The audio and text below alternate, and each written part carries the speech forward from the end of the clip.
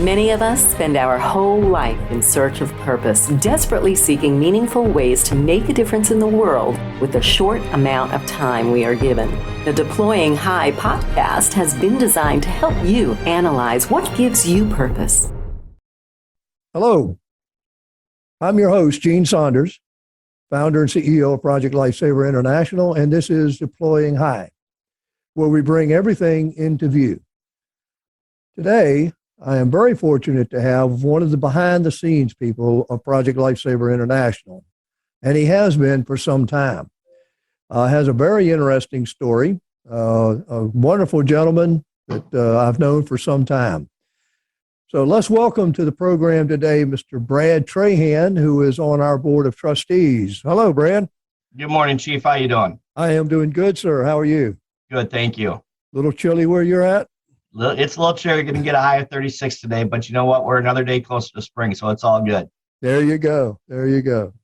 Well, listen, Brad, I'm sure the listeners and viewers are interested in, okay, how did you get into Project Lifesaver, so forth, so on.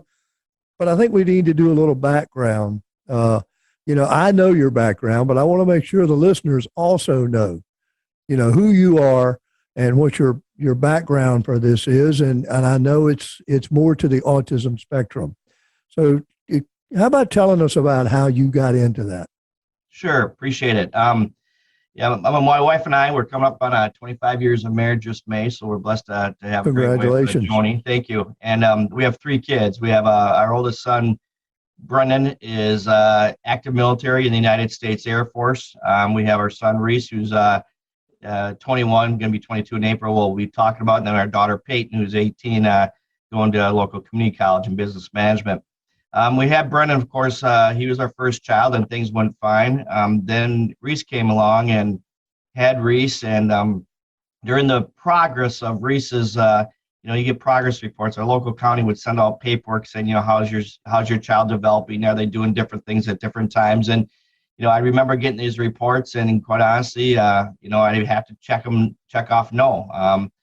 And we got going on more, and I said, Joni, I think we better get him checked out. I mean, it's just something that we needed. He just wasn't developing after, about a year or so the way he should have been. Wasn't saying the necessary words, wasn't doing what he should have been doing. And a lot of people, what we learned afterwards on the outside looking in, knew there was something going on, but it's just a delicate conversation to have with, for them to approach us, that they had concerns. It just was delicate, so they didn't approach. But went through and did all this testing for autism. And Gene, as it relates to autism at the time, at the time, I always thought of the show Rain Man, and that's something that always comes up, as far as Rain Man. And then went through all this testing that we had to do. It was through OT and speech and evaluations. There is really no blood test for autism. It's all behavioral based. It's through, neurologists and psychologists and things like that. There's not a magical wand, so to say, a blood work, X-ray, MRI. So then in January of 2003, which is just before Reese's 3rd birthday, we sat at the Mayo Clinic, and they said that Reese didn't just have autism, he had severe autism. And at that point, it was very life-changing, Chief. It was one of those things where I think many of us maybe kind of get into the mindset that we're going to all have happy, healthy kids, and things are going to be just fine. And on that date, it threw us a curveball. And, the biggest thing is what's next. I mean, so he's nonverbal. He's nonverbal to this day, and he's going to be approaching his 22nd birthday. So at that point, my wife and I, we try to, look at life and say, everyone's going through something, and we have 2 options. We could either feel sorry for ourselves, or we could say, what can we do to make a difference? And at the time when he was diagnosed, the Mayo Clinic doctors said, you know what, this is the type of therapy that your son needs for a successful quality life to the best of his ability. The problem was the insurance side at the time of Mayo Clinic said, no, we're not covering for it. Insurance for individuals like Reese and his peers on the severe end, the cost for that therapy could be up to $100,000 a year. I knew I was going to advocate hard for this at this point, Gene, and I was a Mayo Clinic employee. And I will say to this day, they are the world's finest medical institution we have in the nation and internationally. However, in this aspect, it came up short. So I resigned. I advocated hard. Fast forward, after 13 years and 8 months of advocating Mayo Clinic for this type of insurance. They changed their policy. Now all their employees' dependents who are diagnosed with autism can get this therapy. It was too late for Reese at this point, but it's never been just about Reese. So that's how we got involved in it. We're very passionate about it. We always remind people that individuals like Reese, while he may not be able to speak, doesn't mean he can't hear. You learn as a parent to navigate different things. You read your kids. We all read our kids. So it's been a journey. We've had many smiles and we've had many tears. But it's a demanding diagnosis. Probably about up to 70% of our marriages out there that have a child with autism end their marriage in divorce. The financial restraints are unbelievable. I will tell you this, Gene, our backs were up against the wall. We had to, I cashed in my retirement. We did everything we could to pay for Reese's therapy. And at one point we had to decide, are we going to keep a roof over our head and food on the table or continue on with Reese's therapy? At the end of the day, we had to stop Reese's therapy. And it's my opinion and many others that no family should have to make that decision. And, but we did. And, fast forward now, we've rebounded, but it's taken a lot of work. And at one point, and many families can relate to this, at one point, my wife and I could say we had one vacation day every 460 days. One vacation day every 460 days. So, but those are the cards that we're dealt. We're blessed to have our son. We're blessed to have Brennan and Peyton, who have just been so fantastic as siblings. And I'm also going to say, Gene, we're blessed to have a community, family, and friend network that have provided us a lot of support. And when we got that diagnosis, we created a foundation, a nonprofit called the RT Autism Awareness Foundation. And we just said, we're going to make a difference. We're going to educate. We're going to advocate. We're going to bring awareness to this. And since we've done that, we've just seen massive amounts of education, great support in the state of Minnesota. So we think it's made a difference. Well, that's a tremendous story, Brad, and I'm glad that you went into it, because I think a lot of people out here, they hear the word autism, and I relate to people, up until, the formation of Project Lifesaver, I had never heard the word autism, didn't know what it was. When it was first brought to my attention, and I did a little research, the statistics then were 1 in 10,000. Which that shows you, what 23 years ago. So it's definitely made tremendous strides in the 23 years that I've been doing this. And I think a lot of that has to do with people like you that have been out there in the forefront, pounding on the doors, beating people over the head with statistics and the facts of life, but you've alluded to a couple of things, and I don't want to delve too much into your private life, but I think it would be important for people to understand what kind of stressors this can cause on a marriage. You said that 70% of the marriages dissolve. I know in speaking at a lot of the autism conferences, and I don't mean this in any degradative way, I see mothers far more than I see fathers. So, and that kind of is indicative of what you're saying. So could you just give us a little bit of, all right, you had the diagnosis, you alluded to some of the stressors, but what did it do to you and your wife? Because other people are going to be facing this. And did you or could you reach out to anyone for help? It's a great question. My wife and I, Gene, got married late in life. I mean, I was 29 and she was 30. And I think that actually helped us through this because my wife's a cardiac surgical RN, so she's a professional. And I will tell you this, my friend, if anybody were to tell me that I would be having a son with severe autism and that I'd be able to cope with it, I'd say you're absolutely wrong. But then when it's your kid, when it's your son, when it's your daughter, and knowing that when you look in our infants born into life, that they depend upon their mom and dad. Well, now in this case, Reese is going to always have to depend upon their mom and dad. And I just knew that at the end of the day, I have to look into his eyes every night and say, I love you, son. I'm going to go advocate for you. And so then it really turns you inside. Now I will say this is that, so my wife and I, we're big in our faith. If we didn't have the support of family and friends and God, I'm not sure we make it here today. But I will tell you this, Gene, I think what truly helped me through this process, by creating the foundation, by doing public speaking, by creating legislation. I've been involved in 6 legislative law changes in the state of Minnesota. I think that was, I believe that was my therapy to cope with this. It really was. To be able to go out and help others, I've been involved in IEPs in schools. We've had community family members that have had some differences between their significant others and how they should handle it, and going over there to talk with them and saying, it's okay, guys, I understand. I got a call one night at 8 o'clock at night where their individual with a high functioning autism left their house and stayed with them till 4 a.m, went home and cleaned up because the mom had to get their child to school. And I'm sitting on the front porch of their step, and this gentleman with high functioning autism comes riding up on his bike and comes home. And it was such a relief to see. But there was just tensions in the family about certain things and whatnot. He had slept overnight, all night long, at a local park in a playground in a shed. And it just made my heart sink. The stressors, when Reese was growing up, his ages 3, 4, 5, there was times, Chief, he wouldn't get to bed till 4 a.m. So I would lay with them. My wife and I would take turns. So now you got parents not getting some sleep. If you're dealing with a single parent, and a single parent's going through that, the financial stress, you're dealing with what the IEPs at school, you're dealing with county issues, you're doing the medical issues, you got OT and neurology appointments, you got all this. And then the meltdowns at homes were just kind of crazy. It was just, you can't even picture it. I've always said to this day, and I truly believe that there's things that Brennan and Peyton saw at such a young age that no child should ever have to witness. But what we did as a family is we kept the can-do attitude. We always made this saying, this isn't just about us. It's just not about our family situation, because there's other families out there going through just as much more. What can we do as a family to give back? And I truly believe by what we did with the support of family and friends and community, it truly helped our emotions to get through it. At the end of the day, we've not only become Reese's parents, but we're also his guardians and conservators. That's a whole nother process when someone turns 18.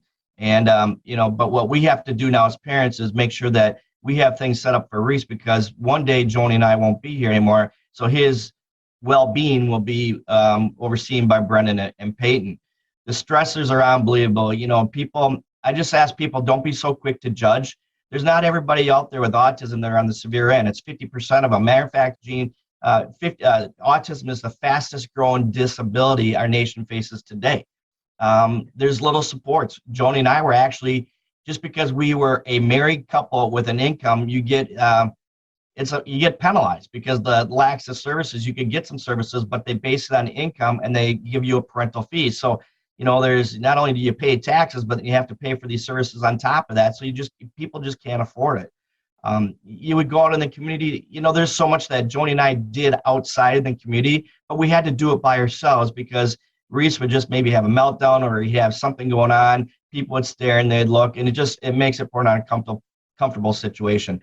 We were finally able to get him to go to church with us a couple times, and that was good. But literally what I challenge families with them when they're going through this, and this is what helped me too, Chief, is that you can't look at the big picture down the road. If you really look at the big picture down the road, it can be so overwhelming. 90% of what we worry about in today doesn't ever happen. So why worry about the future when we don't know if it's going to happen? Just get through today. If you can get through today, ask questions. And we're in the day of the internet. What happens when someone gets diagnosed, like I did at the time, you're on the internet, you're looking at all kinds of options and services to help your child. Some of it's good information, some of it's not. So I just think with all the stresses that go on with it, I've been involved in situations where outside family members are quick to judge the moms and dads on how they're handling their kid. Until you live with autism 24/7, 365, no matter if it's high functioning, no matter if it's severe, don't be so quick to judge, because it is a demanding diagnosis. And I know what families are going through, and it's very emotional because you just don't know what the next day is going to bring. I can concur with that, and what you said about the future. I think the SEALs have a very appropriate saying or credo that they go by, I think fits this, and that is the only easy day was yesterday.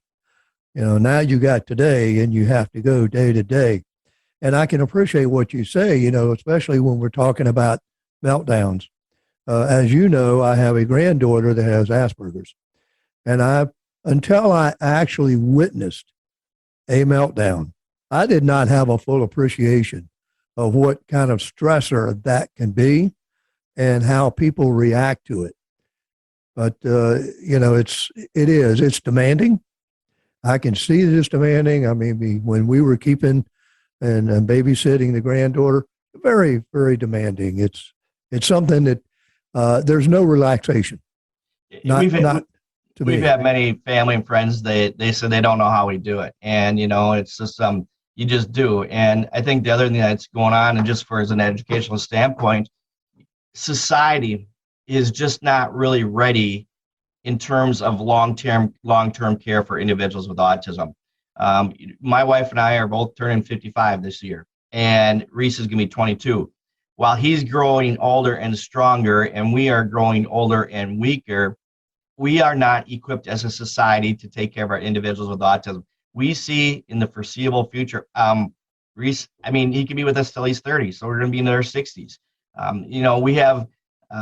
We have group homes out there that will help take care of the physically handicapped, things of that nature. But as it relates to autism, there are very few services, at least in the state of Minnesota, and through all my research and being dialed in pretty good. Our society in general, in the nation, is lacking group homes or residential services for individuals with autism. So that is a major concern of mine for our autism community and our parents and guardians out there.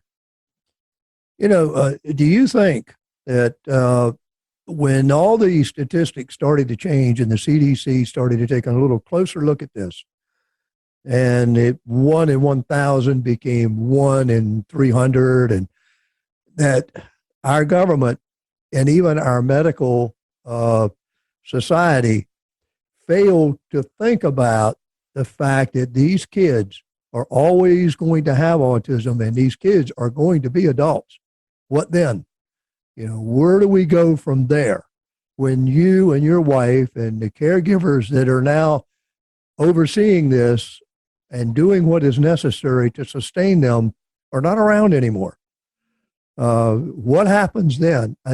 I don't feel our government or the medical people put any thought into it. I think it snuck up on them. I still don't think they have it anywhere near a handle on it. And I don't know what the answer is. Like one thing I saw, and you alluded to it, was some of these IEP meetings can be really disastrous. Would you agree? Totally agree. And, I think that's the one thing that we can talk about is, the biggest question I always received is what's the cause of autism?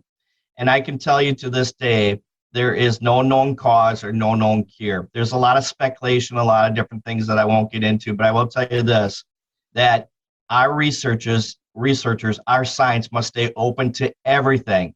Until science can tell us with medical certainty what the cause of autism is, you have to stay open to absolutely everything. Now, our government has failed us in this sense. I mean, I saw, you're right. There's 1 in 10,000, and I think went to 1 in 7,500, then 1 in 500. Now we're about 1 in 50. One child in every 50 births, that child is going to be diagnosed with autism. And what the government needs to understand at the state and federal level, because sometimes states handle things differently compared to the federal. But if we can get to these kids very early on with the therapy that's recommended by each child, each individual's provider, we can reduce the cost on this disability for long-term care.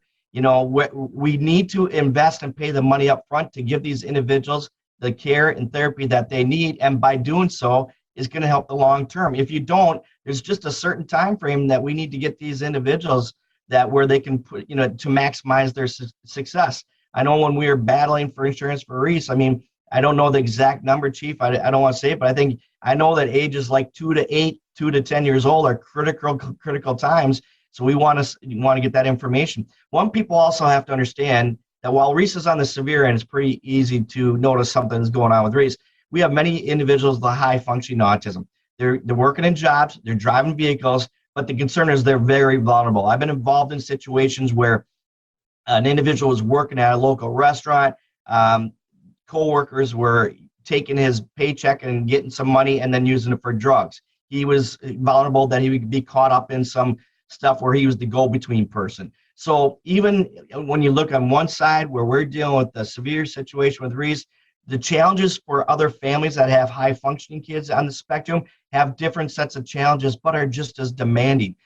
It is really time that I've been saying this for, since 2003 now, that we need a full court press on this disability, and what can we do as a government at state and federal levels to help these individuals and to also help their families, because everybody's in it together. And at the end of the day, Chief, when you do that, it also helps the taxpayer, because the taxpaying money that goes into this right now, especially for long-term care, it can be reduced by up to 2/3 with early and intense intervention.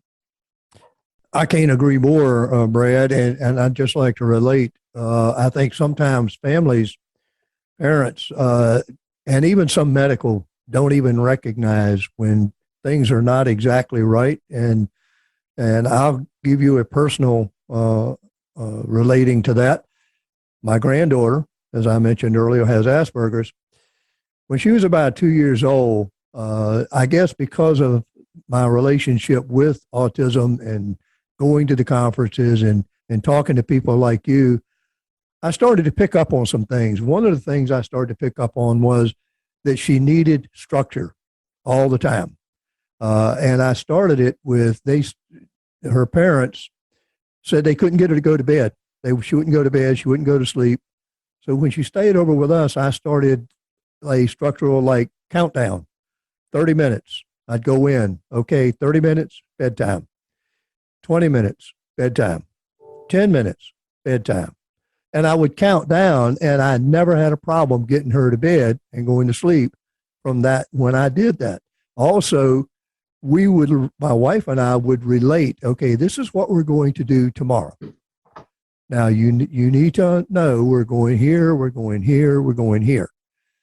And hopefully that all worked out, because one of the things I saw was if it didn't, then you'd have a little meltdown.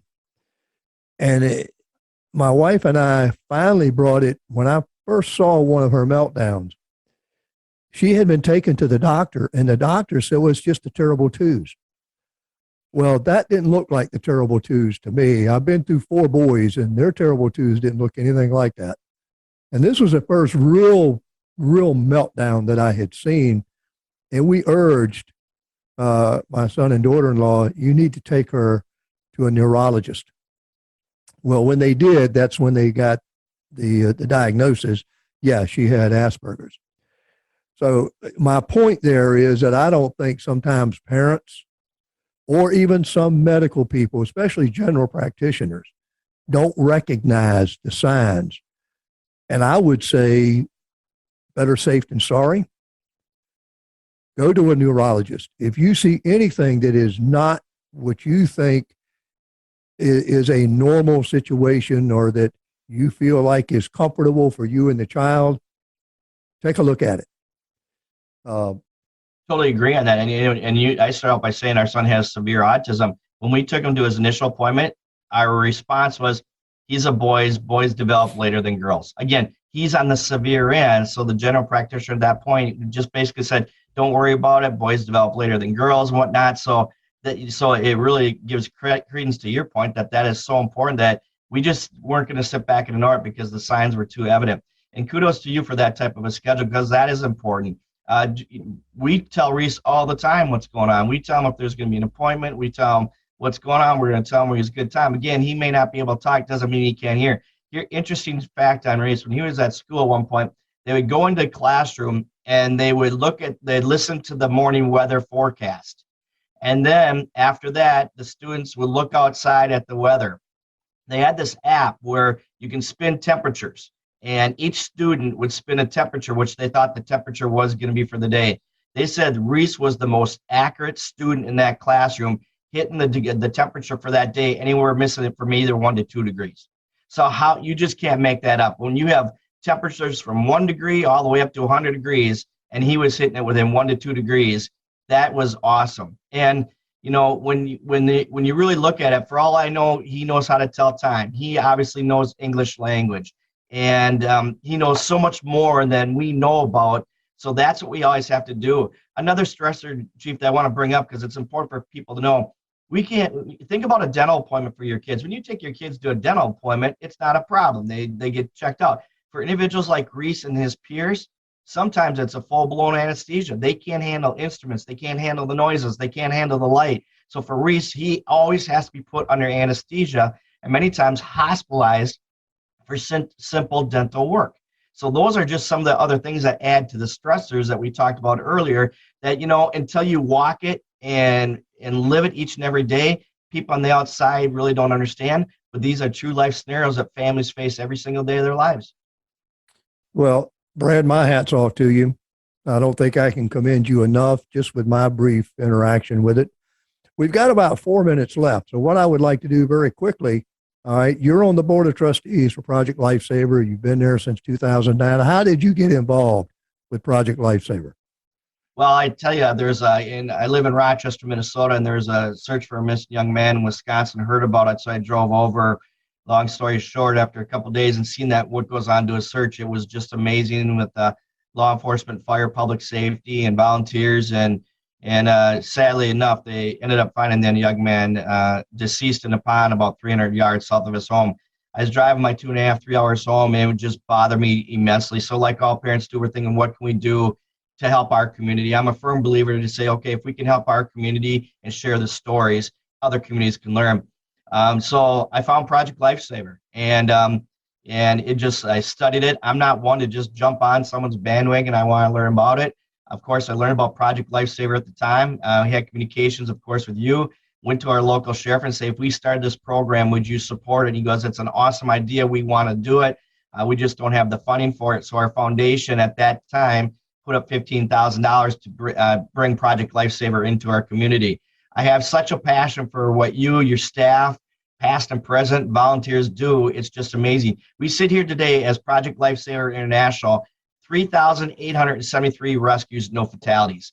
The technology speaks for its volumes. And to be a part of this organization where our public safety officials across the nation and internationally are able to find individuals and bring these loved ones home to families is just immense. You talk about another stressor, that's another one. If Reese were to escape and leave our house, he's so vulnerable, I don't think he would be brought back home. Being on Project Lifesaver, it's been fantastic. We've implemented this program in many counties in our state through your inspiration, Gene, and what you've done. Went to our state legislature a few years back, asked for $300,000. We got $80,000 to implement this technology through other counties in the state of Minnesota. So I'm just really passionate about what the program does. It's tremendous of all the volunteer work that goes into it. And at the end of the day, when you can bring a loved one home rather than knocking on the door, you're a former police officer. I think it's a lot better for a police officer to say, you know what, here's your loved one alive, rather than notifying next of kin that your loved one has passed away. So I just really want to thank you for your vision. I want to thank all the Project Lifesaver volunteers, past and present, staff, past and present. Everyone plays a role to make this thing work. Everyone's a piece of the puzzle to make it work. I couldn't be more proud to be a board member for Project Lifesaver International. I will tell you this, I've been inspired by many people like you, Gene, other board members, the staff, volunteers. It's truly an awesome organization. And if people are looking to make a donation to a nonprofit and know that your money is being put to good use, I assure you this, 110% Project Lifesaver is that program. Brad, thank you. You've been an inspiration just with your experience and your ability to pass on your experience to us, and your support has been instrumental in Project Lifesaver being where it is today and where I hope it goes in the future. Thank you. And I hope we can continue this conversation again sometime. I appreciate you having me on, Gene. God bless you, and God bless everybody out there. Same to you, sir. Have a great day. You have been listening to Deploying High, brought to you by Project Lifesaver International. I am your host, Gene Saunders, the founder and CEO. I hope you will subscribe to our podcast, either YouTube, Anchor, or Spotify. Thank you, and have a great one. Thanks for listening to this episode of the Deploying High podcast with Chief Gene Saunders, brought to you by Project Lifesaver International.